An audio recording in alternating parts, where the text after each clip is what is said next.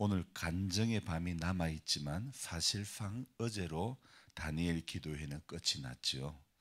올해도 20명의 강사가 세워졌고 20명의 강사를 통해서 하나님께서 하신 일은 어마어마한 것임을 저는 믿습니다.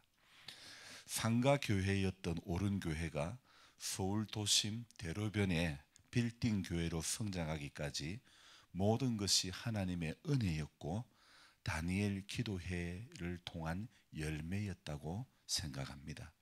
뜻을 정하여 기도했던 다니엘은 자신에게 닥쳐올 어려움이 있을 것임에도 불구하고 정한 그 기도의 끈을 결코 놓칠 수가 없었던 것이죠. 그렇게 기도했던 모든 것이 바로 다니엘이 다니엘 되게 한 그런 힘인 줄로 믿습니다. 이제 참여한 16,000여 개 교회가 또 참여한 수많은 성도가 이 시대에 다니엘이 되어야 한다고 생각합니다. 지난밤 다니엘 기도회를 마치고 저는 저녁을 조금 먹었는데 먹고 보니 조금 부족하다 싶어서 아들이 보내준 포도 한 송이를 먹고 잤는데 그게 아침 새벽에 나오기까지 배가 빵빵한 거예요. 새벽에 나와서 보니 반 송이만 먹을 걸 후회가 되는 거예요. 음식 먹고 소화 안 되고 하는 것이 없었는데 3주간 힘든 일을 마치고 나니 제 신체 컨디션이 좀 약해진 것 같습니다. 그래서 조금 과했던 모양이죠. 몸의 컨디션에 따라 많은 양은 아니더라도 많게 여겨지니 바로 몸이 반응을 일으키는 거죠. 여러분, 세상의 모든 것은 과유불급이라는 말에 해당되지요. 과한 것은 모자라는 것보다 오히려 더 못하다는 말. 그래서 그런 모든 세상의 모든 경우는 다 과유불급에 해당되지만 하나님의 은혜는요, 넘칠수록 더욱 귀한 은혜가 되는 줄 믿습니다. 감기 초기 증상 같으면서도 괜찮고 또 그러면서도 좀 있으면 또 별로고 이 영적 컨디션에도 굴곡이 있듯이 요 며칠 신체 리듬 또한 좀 꽝인 것 같습니다. 그래도 정신을 차리고 성경 앞에 다시 서야 하지요. 성경 말씀과 기도와 친한 그런 목사가 되어야지 이 두 가지를 빼놓고 진짜 목회자가 될 수 없다고 생각해 봅니다. 어제 마지막 강사님은 제가 처음에 나올 때에 저분은 목사님인 줄 알았어요. 그런데 NGO 단체 대표라고 했지만 말씀을 전하는 모양새는 완전히 목회자처럼 보였죠. 한동대 김 총장님의 선한 영향력을 많이 받은 정말 예수님의 제자된 모습이다, 이런 생각을 할 수밖에 없었습니다. 참 그래서 제가 그분의 그 말씀을 들으면서 김 총장님이 한동대에서 참 귀한 일을 하셨구나, 이런 생각, 제자는 이렇게 되는구나, 이런 생각이 말씀을 듣는 내내 제 안에서 도전이 되어 왔죠. 목사인 저는 예수님의 제자가 맞는가? 저 자신에게 질문을 해봅니다. 기도하러 오신 오늘 이 새벽에 우리 성도님들도 우리가 자기 자신에게 물어보아야 할 질문이고 방향은 나는 예수님의 제자가 맞는가? 이 질문을 해봐야 된다고 생각합니다. 걸어가는 내 모습이 지금 제자의 길인가? 이 질문을 우리는 늘 하고 살아야 됩니다. 예수님께서 공생의 기간 동안에 참 많은 기적을 행하셨지만 이 요한복음의 특징은요, 주님께서 많은 기적을 행하셨음에도 요한은 7가지 7대 표적을 이렇게 기록하고 있는 거죠. 그래서 요한은 이 요한복음에 나오는 7개의 표적을 기록한 이유는요, 그 이유를 설명하고 있는데, 이 말씀을 읽고 듣는 이들에게 예수님이 하나님의 아들이심과 구원자이심을 믿게 하려 함이라고 기록하고 있죠. 그래서 요한이 참 자상한지 요한복음 20장 30절 31절에 요한은 자기가 요한복음을 기록하고 있는 목적을 자세히 기록하고 있더라고요. 제가 읽어 드릴게요. 요한복음 20장 30절 31절, 자, 그는 이 두 절에서 요한복음을 기록하고 있는 목적을 이렇게 밝혀주고 있는데 제가 읽어드립니다. 예수께서 제자들 앞에서 이 책에 기록되지 아니한 다른 표적도 많이 행하셨으나 오직 이것을 기록함은 너희로 예수께서 하나님의 아들 그리스도이심을 믿게 하려 함이요 또 너희로 믿고 그 이름을 힘입어 생명을 얻게 하려 함이니라. 아멘. 이 요한은 좀 많이 자상한 것 같아요. 나 이 요한복음을 기록한 목적은 바로 이거다. 이 책에 기록되지 아니한 다른 표적도 많이 행했지만은 그러나 오직 이것을 기록함은 너희로 예수께서 하나님의 아들 그리스도이심을 믿게 하려 함이요 또 믿고 그 이름을 힘입어 생명을 얻게 함이라. 그렇게 분명히 밝히고 있지 않습니까? 그러니까 요한이 기록한 7가지 표적을 통해서 예수님이 전능하신 하나님이심을 알려주고 있는 것이고 또 요한복음에서는 예수님의 7대 선언에 대해서 이야기를 하고 있는데 이 7대 선언은 무엇이냐면 오늘 예를 들면 10장 7절에 예수님은 나는 뭐라고 이야기하고 있습니까? 끝에 7장을 끝을 보세요. 7절 끝에 나는 양의 문이라. 그리고 자 11절에서는 자기는 뭐라고 이야기하고 있습니까?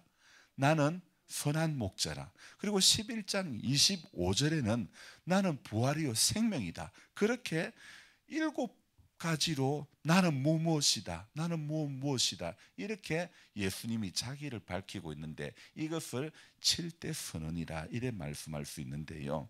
7가지로 자신은 무엇이다 이렇게 표현하시는 것은 예수님이 누구신지를 밝히고 있는 것이죠. 알려주는 거죠. 그래서 오늘 이 짧은 본문 속에서 예수님이 자기 자신을 무엇이라고 하는 7대 선언 중에서 제 3번째와 4번째, 그러니까 3번째에 해당되는 말은 나는 양의 문이다. 그리고 4번째는 바로 나는 선한 목자다. 이렇게 3번째와 4번째에 해당되는 양의 문이라는 말과 나는 선한 목자라는 말이 연이어 등장을 하고 있죠. 그리고 이 말씀은요 9장에 한 장 앞에 보면 요한복음 9장에는 어떤 내용이냐면 9장 전체에 날 때부터 소경된 사람을 고치는 사건이 기록이 되어 있는데요. 자, 이 날 때부터 소경된 사람을 고친 이 치유한 맹인을 치유한 사건 이후에 예수님은 나는 누구이다. 이 행보를 계속 이렇게 이 형태로 자신을 밝히고 있는 것이죠. 우리는 오늘 7절 말씀부터 읽었지만 성경을 읽다가요. 그러므로라고 하는 단어가 나오면 반드시 그 앞에 어떤 내용이 있는가를 보아야 하겠죠. 그래서 7절에 그러므로 예수께서 다시 이르시되 이 말씀은 앞에 1절부터 6절 말씀을 받아야 되겠죠. 그렇다면 이 1절로 돌아가서 우리 예수님이 하신 말씀으로 이렇게 가보면요. 예수님은 1절에서 이렇게 말씀합니다. 내가 진실로 너희에게 이르노니. 자, 이 말씀은 나는 정말 진실로 이 말씀을 너희들한테 한다는 이 말씀은요. 9장에 소경을 고친 사건으로 또 이어지는 거죠. 그러니까 소경을 고친 사건의 그 이야기를 말씀하시면서 내가 진실로 너희에게 이르노니 문을 통하여 양에 우리에 들어가지 아니하고 다른 데로 넘어가는 자는 절도요 강도요 이렇게 말씀을 하십니다. 그러니까 제자가 되기 위해서 꼭 필요한 것이 바로 주님이 어떤 말씀을 하셨는가, 주님이 무슨 말씀을 하셨는가를 귀 기울여 보아야 된다는 것이죠. 그래서 주님이 하신 말씀이 무엇인가, 이 본문에서 예수님이 무슨 말씀을 하셨는가, 이것은 제자된 우리들의 필수 질문 사항이 되어야 되는 것이죠. 그래서 내가 진실로 너희에게 이르노니, 예수님이 요한복음이나 복음서에서 진실로 2번이나 반복하시는 것은 오늘 이 10장의 같은 경우에는요 왜 2번이나 반복하실까요? 바로 목자와 이 도둑의 차이, 절도하는 강도와 이 목자의 차이를 설명하기 위해서 진실로 두 번을 반복하는 거죠. 양의 우리 안으로 들어갈 때 문을 통하여 들어가지 않고 다른 곳으로 넘어가는 자는 도둑이며 강도며, 문을 통해 들어가는 자를 양의 목자라 말씀을 하고 있죠. 이 생뚱맞은 어떤 면에서 보면 이 질문은, 이 이야기는 생뚱맞은 것 같은데요. 도둑이며 강도라는 말, 누가 도둑이며 누가 강도라는 것일까? 사실 여기에 등장하는 도둑이며 강도라는 말이 지칭하는 인물은요, 바로 바리새인을 비롯한 종교 지도자들을 말하고 있는 것입니다. 저도 닭을 키우고 있지만 닭들이 모이 활동, 이 먹이 활동을 하는 것은 제가 닭장문을 열고 들어가서 그 모이를 줄 때 그때 먹이 활동이 이루어지는 것이죠. 마찬가지로 양을 기르는 그 가정에도 문지기가, 목동이 문을 열고 들어가서 이렇게 문을 열어줄 때에 양들이 먹이 활동을 하러 나오는 것이죠. 밤 동안 우리 안에서 잠을 자고 있는 양들이 목자의 음성을 듣고 우리 밖으로 나와서 먹이 활동을 하는 것이죠. 그렇게 지금에야 사실 소에도 뭐 기에든가 꼬리표를 노란 색깔로 그 택을 달지 않습니까? 다 달아서 이것이 어느 농장에 몇 월 며칠 날 태어난 소인지 이렇게 다 기록이 되지만은, 그래서 꼬리표를 보고 어떤 집에 어떤 날 태어난 소인지 구분하지만, 예전에 목축업에 종사하는 사람은 양과 함께 수십 년 내지 평생을 그리 살다 보니 모든 양들의 이름을 다 지어주고 또 양들을 다 구분해 내었다고 합니다. 부모가 쌍둥이 자식을 구분해내고 큰 애정을 가지고 키우는 그 애정이 바로 목자의 심정이라는 것이죠. 또한 양도 자기 목자의 음성을 알고 있다고 오늘 3절에 문을 열고 양은 그의 음성을 듣나니 그가 자기 양의 이름을 각각 불러 인도하여 내느니라. 그럴 때에 4절에 보니까 양들이 그의 음성을 아는 고로 따라오되, 양들이 그의 음성을 아는 고로 따라오되, 오늘 5절에는 또 뭐라고요? 타인의 음성은 알지 못하는 거예요. 절도요 강도의 음성은 모르는 거예요. 그래서 타인의 음성을 알지 못하는 고로 타인을 따르지 아니하고 도리어 도망하느니라.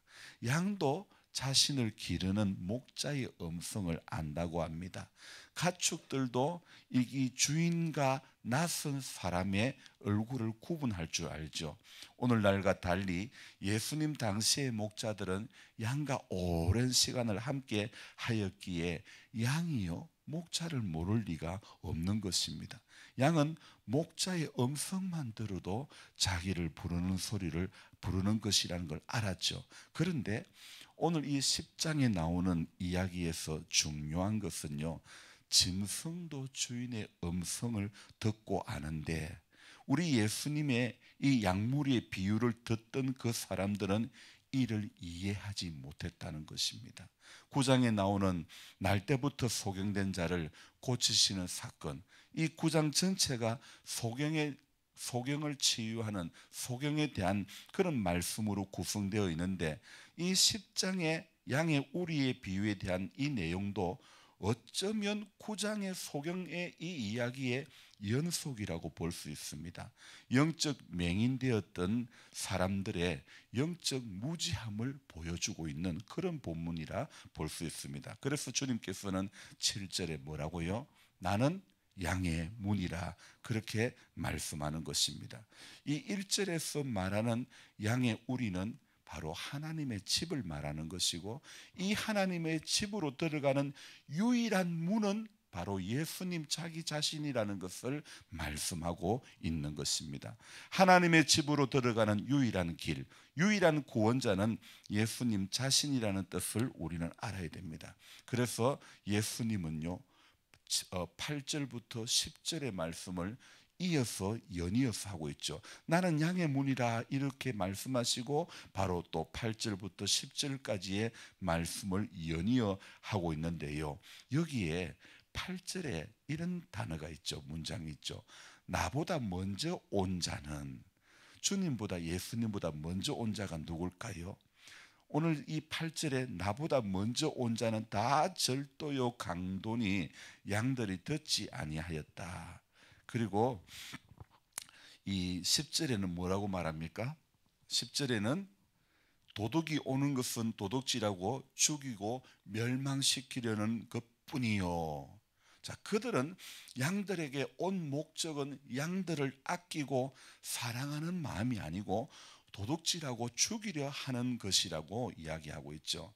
근데 오늘 이것은 어떤 내용을 말씀하는 거냐면, 당시에 바리새인들을 포함한 종교 지도자들이 율법의 정신을 배제한 형식적인 율법으로 사람들을 가르쳤기 때문에 결국 그들을 보호하는 것이 아니라 죽이고 있었다는 것을 의미하는 것이죠. 하지만 우리 예수님이 오신 목적은 무엇이라고 말씀하고 있죠? 10절 그 후반부에 뭐라고요? 내가 온 것은 양으로 생명을 얻게 하고 더 풍성히 얻게 하려는 것이라. 예수님은 도둑과 반대로 살리려 오신 분인 줄로 믿습니다. 그래서 양이 우리로 들어갈 때 안전한 것이죠. 또 반대로 주인을 따라, 목자를 따라 밖으로 그 음성을 듣고 밖으로 나와서 꼴을 먹을 때 바로 여호와는 나의 목자시니 내게 부족함이 없는 그 은혜를 경험하게 되는 거 아닙니까? 천국의 문이신 예수님을 따라갈 때에 우리 모든 인생은 풍족한 삶을 살게 되는 것입니다. 이어 나오는 11절도 한번 읽어볼까요? 나는 선한 목자라. 선한 목자는 양을 위하여 목숨을 버리거니와.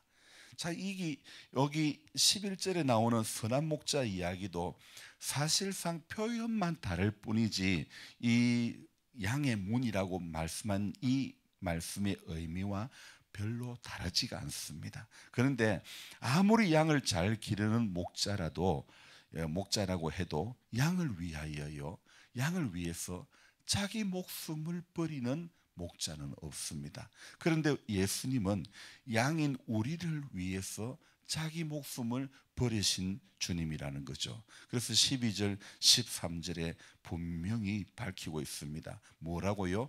삭구는 목자가 아니요 양도 제 양이 아니라 이리가 오는 것을 보면 양을 버리고 달아나니 이리가 양을 물어가고 또 해치느니라. 달아나는 것은 그가 삭꾼인 까닭에 양을 돌보지 아니함이나 나는 선한 목자라. 내가 내 양을 알고 양도 나를 아는 것이. 여러분, 저와 여러분들은 오늘 예수님의 이 말씀에 귀를 기울여야 될 것입니다. 나는 내 양을 알고 양도 나를 아는 것.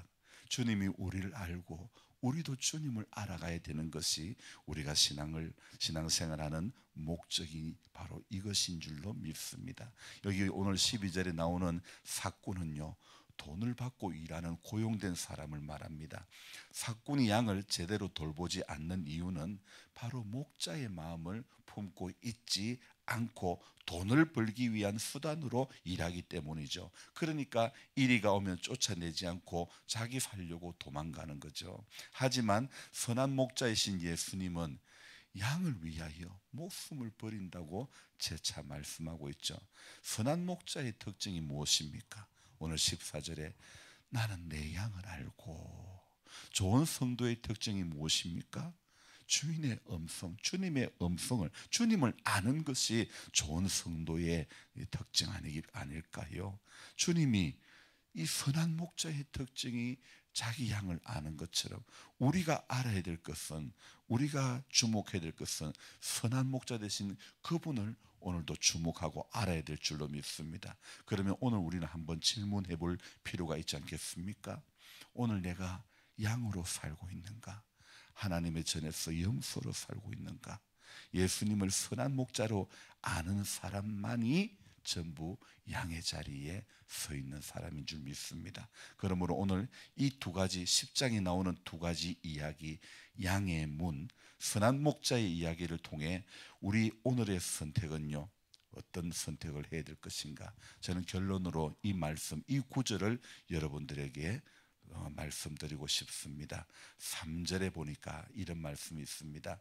3절, 우리의 자세가 이 3절에 나오는 거예요. 양은 그의 음성을 듣나니. 오늘도 우리는 주인 대신 예수님의 음성을 듣는 성도, 듣기를 위해 길을 쫑긋 세우는 그런 우리가 되어져야 될 줄로 믿습니다. 짐승들은요, 유독 제가 짐승을 길러보니까 닭도 그렇고 강아지도 그렇고 전부 소리에 굉장히 민감하더라고요. 무슨 소리가 나오면 딱 거기에 쫑긋 귀를 기울이더라고요. 세상에 많은 소리가 있지만 우리는 오늘도 하늘의 소리를 들어야 될 줄로 믿습니다. 양은 그의 음성을 듣나니. 오늘도 예수님의 음성을 듣기를 사모하며 기도하는 우리 모두가 되시기를 기도합니다. 축복합니다. 기도하겠습니다. 좋으신 하나님 아버지, 요한복음 10장에서 우리 주님께서 양의 우리의 비유를 통해서 말씀하십니다. 주님, 그 음성을 아는 자 되게 해 주시옵소서. 주인 되신 예수님, 오늘도 주님께서 선한 목자가 되어 주시고 나는 내 양을 알고 그랬는데, 주님, 우리는 얼마나 주님을 알고 있습니까? 우리는 얼마나 선한 목자 되신 주님임을 경험하며 또 그렇게 고백하고 있습니까? 하나님 아버지, 이렇게 아무리 양을 잘 기르는 목동이라 할지라도 양을 위해서 자기 목숨을 내어주는 목자는 없는데, 목동은 없는데, 우리 예수님 정말 선한 목자가 되신 것은 양들을 위해서 목숨을 버리셨기 때문인 줄로 믿습니다. 주님, 우리 살리려고 십자가에 그 모진 고난을 주님은 묵묵히 담당하셨던 것입니다. 주님, 예수님을 통해서만이 하나님 앞에 갈 수 있는 길, 유일한 길이 되게 해주신 것 감사합니다.